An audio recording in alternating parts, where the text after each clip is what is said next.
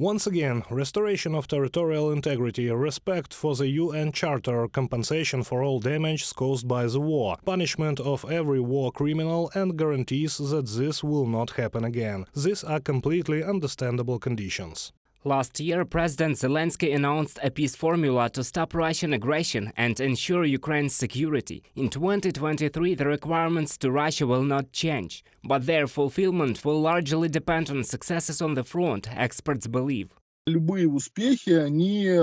Any successes on the diplomatic front will be based as a foundation on the battlefield. Of course, even now we see that Ukraine has achieved strategic successes and cooperation with our partners. As President Zelensky said, it has actually reached a qualitatively new level, because it has already begun to supply armored vehicles, light tanks, which of course we could not even hope for before. Volodymyr Zelensky stated that Ukraine continues to develop the next package of sanctions with the European Commission, the leaders of the European Union and the European society.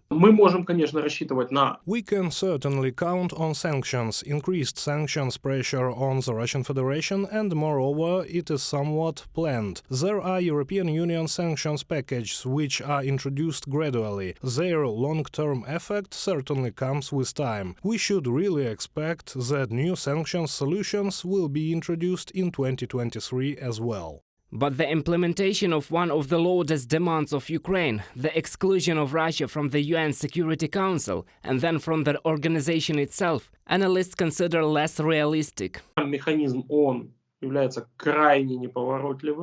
The UN mechanism itself is extremely clumsy. There are no postulates in the UN documents that Russia or any other state in any way could be deprived of such a seat on the Security Council. Secondly, even if someone undertakes to develop the mechanism, it most likely cannot be agreed upon, because there is still China on the UN Security Council that can block it. The situation is aggravated by the lack of support for the idea of expelling Russia from the UN in Europe itself. But in this case, diplomats can go a different way, experts say. I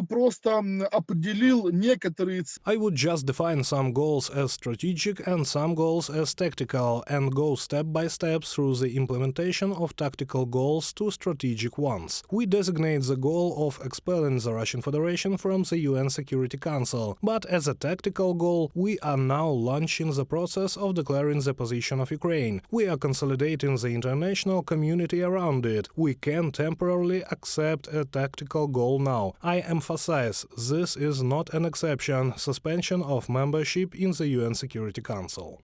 Moreover, the idea of suspending Russia's membership in the Security Council was also expressed by the head of the European Council, Charles Michel, in his speech at the UN General Assembly.